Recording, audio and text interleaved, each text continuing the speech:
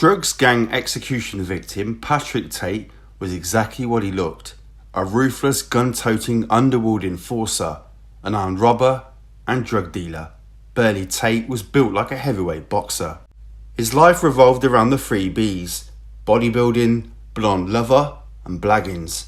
But his imposing physical appearance and fearless reputation were not enough to save him and two of the members of his drugs gang.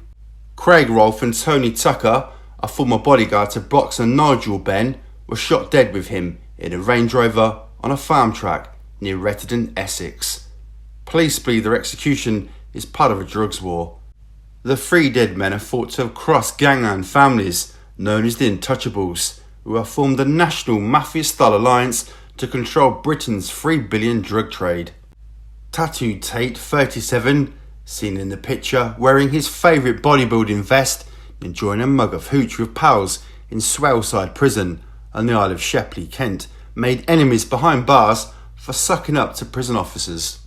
One ex-con pal said he just worked his ticket, never got in any trouble and was friendly with screws. The hardcore cons hated him, but at Swaleside, Pat never really had any problems. His reputation and physique were enough to scare other prisoners away from him. Everybody knew he wasn't scared of trouble and he knew how to use a shooter. Silent cons are often the ones with the biggest reputation outside. He would spend all day pumping iron in the gym. It was his only hobby. He was built like a brick outhouse. The only other thing he was interested in was his girlfriend. She was an absolutely gorgeous blonde from Essex, another lag said. Tate and Tony Tucker had fearsome reputations. They were not to be messed with. Whoever took them out must have had a lot of bottle or been a very powerful underworld figure. Before being sent down, Tate had staged a Great Escape style motorbike getaway after knocking out his escort in court at Billericay, Essex. Helped by friends who blocked his pursuers, Tate ran from the court and jumped onto a high-powered 1000cc Honda motorbike outside. The 140 mph machine roared off through the crowded high street. In the film The Great Escape, Steve McQueen tried to shake off his German captors on a motorbike. The dead men are thought to have taken on the 12 key families behind the drugs trade and lost.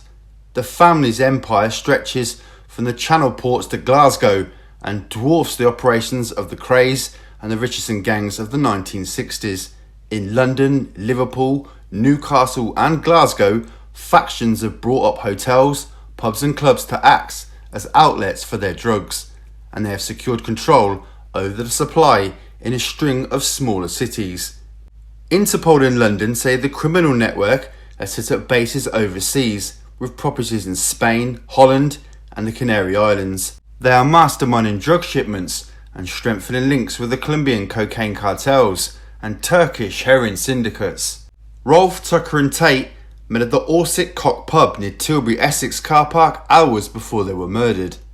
They were discussing their move into big-time drug dealing. Their execution had been ordered by a drugs baron who already controlled the southeast Essex turf. The trio may have believed they're on their way to buy part of the drugs haul which were dropped regularly by light aircrafts in fields around Brentwood, Essex. A pub regular said, "I saw them meet up and watched them drive off shortly after 7 p.m. on Wednesday. Whoever was waiting for them may have had a tip-off from the pub. All these drug dealers carry mobile phones to do their business. I had heard they were trying to start their own drug trade with profits made from an earlier drop." Detective Superintendent Ivan Dibley, leading the hunt for the killers, believes a drugs war has broken out. He said, "These men were moving into the drugs field. They was involved in all sorts of drugs. There are more than just street dealers, and it may be that sort of other drug dealers are trying to maintain a higher power." Within days of being released from jail for armed robbery, 18-stone Tate was shot at near his home in Basildon, Essex. His two pals were also thought to be living in fear for their lives.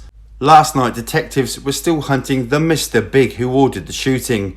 Mr. Dibley said he feared the gangland execution will escalate into more shooting incidents across the southeast. When 3 people who are involved in drug dealing are taken out of the scene, someone will inevitably try to fill the void that has been created, he said. Because of that, there could be more violence. Tucker lived in a luxury £250,000 bungalow at Fob in Essex. The property boasts stables, a double garage, basketball court and security system. Rolf, 26, lived in a £100,000 4-bedroom detached home in the posh Trafford 100 estate in Grays. Neighbour Liz LePage, 22, said, "I didn't think Craig had a job. I never saw him go to work. I always wondered what he did for a living. I'm not surprised at what happened. The police were always calling round there." Tate lived in a £90,000 3-bed semi in nearby Basildon. Tears for victim Donna Jaggers, the mother of Craig's 6-year-old daughter, broke down yesterday at a press conference organised by the police. The drug dealer's 26-year-old common law wife sobbed, "I just want anyone knows anything to come forward. We need all the help we can get." Detective Superintendent Ivan Dibley dismissed reports that the gangland execution had been sparked by a feud over who supplied the drugs to ecstasy victim Leah Betts. Friends of murdered villain Patrick Tate, who was found shot with 2 other men in Retterdon Lane last Sunday, have blamed drugs for turning a successful car dealer into a gangland thug. Roger Pike, who had known Tate since he was 18 years old, said he'd started using steroids to help with his bodybuilding and then got into drugs during a stretch in prison. Another friend described that 18-stone drug baron shot 3 times at point-blank range in a car parked in a remote track in Retterdon as a good friend who you could trust.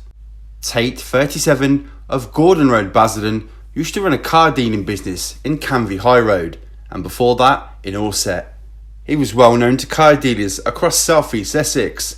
He had convictions for armed robbery and drug offences, and 2 days before he was killed, he beat up a pizza company manager over an argument about an order.